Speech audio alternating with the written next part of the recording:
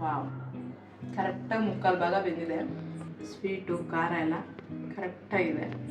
ತುಂಬ ಚೆನ್ನಾಗಿದೆ ಟೇಸ್ಟ್ ಮಾತ್ರ, ನಾನು ಸುಮ್ಮನೆ ಹೇಳ್ತಾ ಇಲ್ಲ. ಹಾಯ್, ನಮಸ್ಕಾರ ಎಲ್ರಿಗೂ. ಝೂಮ್ ಕುಕಿಂಗ್ ಚಾನಲ್ಗೆ ಸ್ವಾಗತ. ಇವತ್ತು ಸಿಂಪಲ್ಲಾಗಿ ಹಾಗಲಕಾಯಿ ಪಲ್ಯ ಮಾಡೋದು ಹೇಗೆ ಅಂತ ತೋರಿಸ್ಕೊಡ್ತೀನಿ ಬನ್ನಿ. ಮೊದಲಿಗೆ ಈರುಳ್ಳಿ ಬೇಕು, ಹಸಿಮೆಣಸಿನ್ಕಾಯಿ, ಟೊಮೆಟೊ, ಕೊತ್ತಂಬರಿ ಸೊಪ್ಪು, ಸಾಂಬಾರು ಪುಡಿ, ಶುಂಠಿ, ಬೆಲ್ಲ, ಮೇಯ್ನು ಹಾಗಲಕಾಯಿ. ಸಾಸಿವೆ ಹಾಕ್ತಾಯಿದ್ದೀನಿ ನೋಡಿ. ಈ ಥರ ಸಾಸಿವೆನ ಯಾವಾಗಲೂ ಅಷ್ಟೇ ಚಿಟ ಚಿಟ ಅಂತ ಅನ್ನೋವರೆಗೂ ಬಿಡಬೇಕು, ಇಲ್ಲ ಕಹಿ ಕಹಿ ಸಿಗುತ್ತೆ ಬಾಯಿಗೆ. ಈ ಎಣ್ಣೆ ಹಾಕ್ತಾಯಿದ್ದೀನಿ.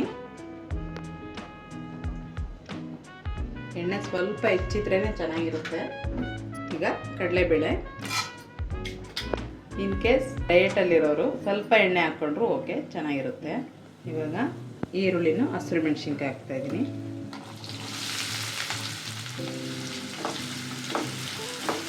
ಹಾಗೆ ಸ್ವಲ್ಪ ಸಾಲ್ಟ್ ಹಾಕ್ಬಿಡ್ತೀನಿ, ಈರುಳ್ಳಿ ಬೇಗ ಫ್ರೈ ಆಗುತ್ತೆ. ಚಿಕ್ಕ ತಕ್ಕಷ್ಟು ಉಪ್ಪು ಹಾಕಿದ್ದೀನಿ. ಟೊಮೊಟೊ ಹಾಕ್ಕೊತಾ ಇದ್ದೀನಿ.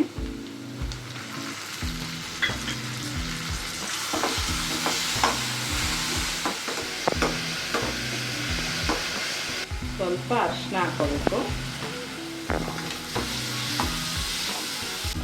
ಈಗ ಹಾಕ್ತಾ ಇದ್ದೀನಿ ಹಾಗಲಕಾಯಿ.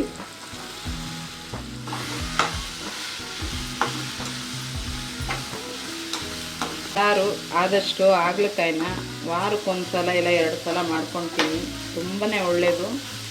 ಆಮೇಲೆ ಬೆಳಗ್ಗೆನೇ ತಿಂದರೆ ಬರೀ ಹೊಟ್ಟೆಲಿ ತುಂಬಾ ಇದು ಪಿತ್ತ ಎಲ್ಲ ತೆಗೆಯುತ್ತೆ. ಆಮೇಲೆ ಶುಗರ್ ಇರೋರಿಗಂತೂ ಇನ್ನೂ ತುಂಬಾ ಒಳ್ಳೆಯದಿದು.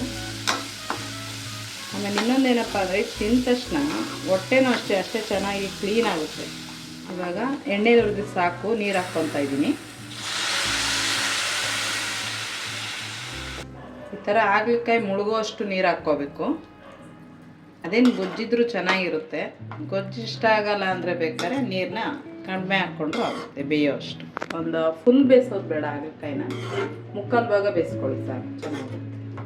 ಮುಚ್ಚೋಣ, ಸ್ವಲ್ಪ ಬೇಯಲಿ ಅದು.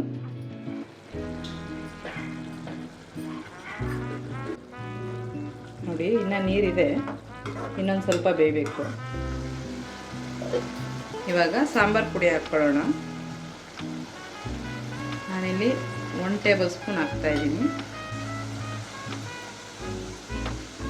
ಇದೆಲ್ಲ ಹಸಿ ಸ್ಮೆಲ್ ಹೋಗೋಕೆ ಗೊತ್ತಾಗುತ್ತಲ್ವ, ಆವಾಗ ಬೆಲ್ಲ ಹಾಕ್ಕೋಬೇಕು. ನೋಡಿ ಈಗ ಬೆಲ್ಲ ಹಾಕ್ಕೊತಾ ಇದ್ದೀನಿ, 2 ಸ್ಪೂನು. ಯಾಕಪ್ಪ ಬೆಲ್ಲ ಹಾಕೋದು ಅಂದರೆ ಮಕ್ಕಳು ಕಹಿ ಅಂತ ಅಂದ್ಬಿಟ್ಟು ತಿನ್ನಲ್ಲ ಹಾಗಲಕಾಯಿನ.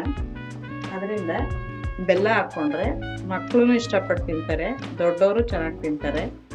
ಆಮೇಲೆ ಎಷ್ಟೋ ಜನ ಈ ಹಾಗಲಕಾಯಿ ಬೇಯಿಸ್ಬಿಟ್ಟು ನೀರು ಚೆಲ್ಬಿಟ್ಟು ಆಮೇಲೆ ಒಗ್ಗರಣೆ ಮಾಡ್ಕೊಂಡು ತಿಂತಾರೆ. ಆ ಥರ ತಿನ್ನಕ್ಕೆ ಹೋಗ್ಬೇಡಿ, ಸುಮ್ಮನೆ ವೇಸ್ಟು ತಿನ್ನೋದೇನೆ. ಈ ಥರ ಅದರಲ್ಲೇ ನೀರೆಲ್ಲ ಇಂಗಿಸಿ ತಿಂದರೆ ಅದರಲ್ಲಿರೋ ವಿಟಮಿನ್ ಎಲ್ಲ ನಮಗೆ ದೇಹಕ್ಕೆ ಹೋಗುತ್ತೆ.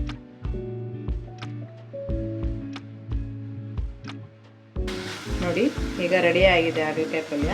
ಈ ಥರ ಸ್ವಲ್ಪ ಜ್ಯೂಸಿ ಥರ ಇದ್ದರೆ ತಿನ್ನೋಕ್ಕೆ ಚೆನ್ನಾಗಿರುತ್ತೆ. ಫುಲ್ಲು ಡ್ರೈ ಆಗೋದು ಬೇಡ. ಅದಕ್ಕೆ ನಾನೀಗ ಸ್ಟವ್ ಆಫ್ ಮಾಡ್ಕೊತಾ ಇದ್ದೀನಿ. ಎಷ್ಟು ಚೆನ್ನಾಗಿ ಕಾಣಿಸ್ತಾ ಇದೆ ಒಳ್ಳೆ. ನನಗಂತೂ ಹಾಗಲಕಾಯಿ ಪಲ್ಯ ಅಂದರೆ ತುಂಬ ಇಷ್ಟ. ಯಾವಾಗಲೂ ಅಷ್ಟೇ ಊಟನ ತುಂಬ ಇಷ್ಟಪಟ್ಟು ಊಟ ಮಾಡಬೇಕು.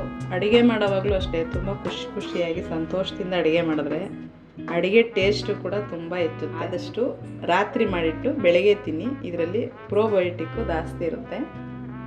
ಈಗ ಹಾಗಲಕಾಯಿ ಪಲ್ಯ ಸವಿಯಲು ಸಿದ್ಧ ಆಗಿದೆ. ಯಾರೆಲ್ಲ ಹೊಸ್ದಾಗಿ ಚಾನಲ್ ನೋಡ್ತಾ ಇದ್ದೀರೋ ಸಬ್ಸ್ಕ್ರೈಬ್ ಮಾಡ್ಕೊಳ್ಳಿ. ಮತ್ತು ಹೇಗಿತ್ತು ಅಂತೇಳಿ ಕಮೆಂಟ್ ಮಾಡಿ. ತಪ್ಪಿರಲಿ ಸರಿ ಇರಲಿ, ನಾನು ಸರ್ವ್ ಮಾಡ್ಕೊತೀನಿ. ಆದಷ್ಟು ನಾನು ಇದಕ್ಕೆ ಸಾಮಗ್ರಿಗಳನ್ನ ಸುಲಭವಾಗಿರೋದೇ ತೋರಿಸಿ ಮಾಡ್ಕೊಡ್ತೀನಿ.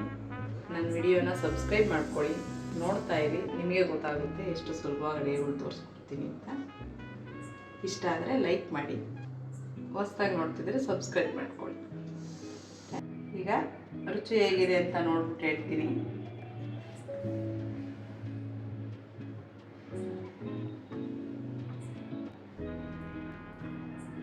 ವಾವ್, ಕರೆಕ್ಟಾಗಿ ಮುಕ್ಕಾಲು ಭಾಗ ಬೆಂದಿದೆ. ಸ್ವೀಟು ಖಾರ ಎಲ್ಲ ಕರೆಕ್ಟಾಗಿದೆ. ತುಂಬ ಚೆನ್ನಾಗಿದೆ ಟೇಸ್ಟ್ ಮಾತ್ರ, ನಾನು ಸುಮ್ಮನೆ ಹೇಳ್ತಾ ಇಲ್ಲ, ತುಂಬ ಚೆನ್ನಾಗಿದೆ ಟೇಸ್ಟು. ಆದಷ್ಟು ಆರೋಗ್ಯಕ್ಕೆ ಒಳ್ಳೆಯದಾದಂಥ ಅಡುಗೆಗಳನ್ನ ಮಾಡ್ಕೊಳ್ತೀನಿ. ವಿಡಿಯೋ ನೋಡಿದ್ದಕ್ಕಾಗಿ ಧನ್ಯವಾದ. ನೆಕ್ಸ್ಟ್ ವಿಡಿಯೋದಲ್ಲಿ ಸಿಗ್ತೀನಿ. ಬಾಯ್. ಬೆಳಿಗ್ಗೆನೆ ತಿಂದರೆ